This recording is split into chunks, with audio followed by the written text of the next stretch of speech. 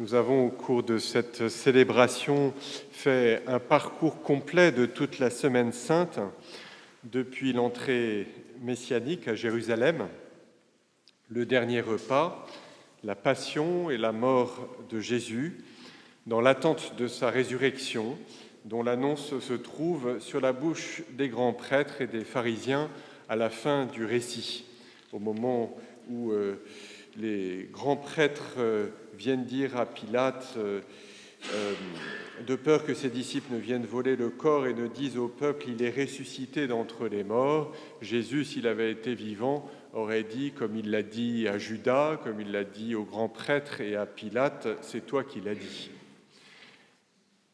Cette Semaine Sainte, pour qu'elle soit intense, pour qu'elle signifie quelque chose dans notre cœur et que nous n'en soyons pas dépossédés, un petit peu comme ces différents personnages sont dépossédés de la vérité qu'ils disent, parce qu'ils n'arrivent pas à en comprendre le sens. L'esprit de vérité s'est retiré d'eux, mais Jésus leur dit combien la vérité est proche d'eux. Pour que cette Semaine Sainte soit signifiante pour nous, qu'elle soit intense comme aucune de celles que nous avons vécues jusqu'ici, parce qu'elle sera actuelle, nous pouvons être attentifs à deux détails dans ce récit. Le premier est la première parole de Jésus dans ce récit. Il y a un personnage mystérieux dont on ne saura jamais l'identité, qui est nommé un tel. Matthieu peut-être ne s'en souvenait plus, mais c'est la personne qui reçoit Jésus et ses disciples pour le dernier repas. Allez à la ville, chez un tel, et dites-lui, le maître te fait dire, mon temps est proche, c'est chez toi que je veux célébrer la Pâque avec mes disciples.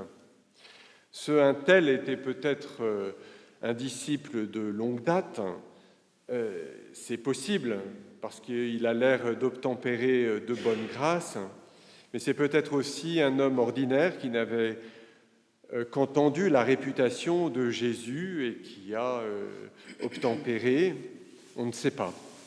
Cet homme qui n'a pas de nom, auquel Jésus a fait cette demande surprenante, nous pouvons considérer que cet homme, c'est nous-mêmes, cet homme, c'est toi. Et je te transmets les paroles confiées par Jésus à ses disciples. Le Maître te fait dire, mon temps est proche, c'est chez toi que je veux célébrer la Pâque avec mes disciples. Célébrer la Semaine Sainte réclame d'entendre cette parole transmise du Seigneur pour toi directement, pour toi personnellement. Mon temps est proche, c'est chez toi que je veux célébrer la Pâque. Voilà le premier détail qui doit nous réveiller dans la foi. C'est notre première préparation, notre première conversion. Croire que Jésus veut célébrer sa Pâque chez nous. Le deuxième détail que je relèverai, c'est le focus qui est fait sur Judas. Judas est le premier personnage dont il est question dans cet évangile. Ce récit de la Passion commence par la trahison de Judas pour de l'argent. Ensuite, on le voit au cours du repas, Jésus annonce la trahison d'un des disciples qu'il ne nomme pas, et chacun réagit en demandant « serait-ce moi ?» Chacun avec crainte se demande « serait-ce moi ? Suis-je capable de cela ? Quel malheur !»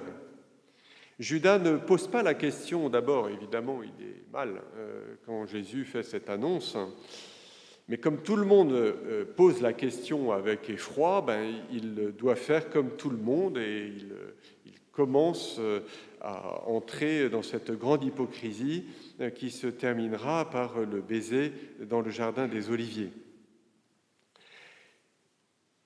Donc le jardin des Oliviers, et enfin, Judas se reprend trop tard, voyant que Jésus était condamné, nous dit saint Matthieu. Dans le récit, on voit qu'en fait, il anticipe sur le jugement de Pilate, et il jette l'argent dans le temple et va se pendre.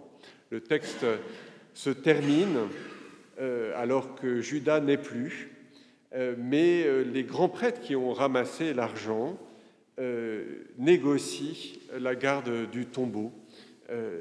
Ce même esprit, cette histoire continue jusqu'à l'organisation du déni de la résurrection.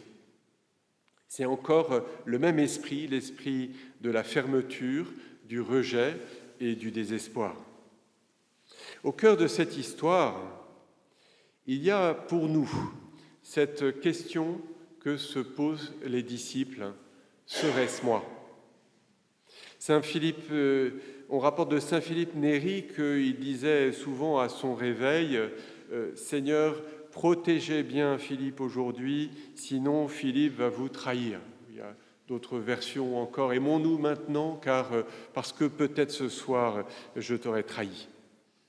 Se connaître soi-même, connaître cette possibilité qui est en nous, hélas, à cause du péché, et qui est capable d'éteindre cette semaine sainte, la rendre inefficace, la rendre une vérité extérieure, matérielle, dont on ne comprend plus la signification de vie pour nous. Chacun la connaît, cette trahison sous un aspect différent. Et chacun peut se poser cette question, serait-ce moi ? De cette grande confession dépend le fait que cette passion du Christ va signifier quelque chose pour moi cette année. Demandons au Seigneur de venir nous interpeller, venir nous visiter, venir nous dire qu'il veut célébrer cette Pâque avec nous, pour que nous puissions nous aussi répondre avec tout notre cœur et vivre pleinement cette passion du Christ. Amen.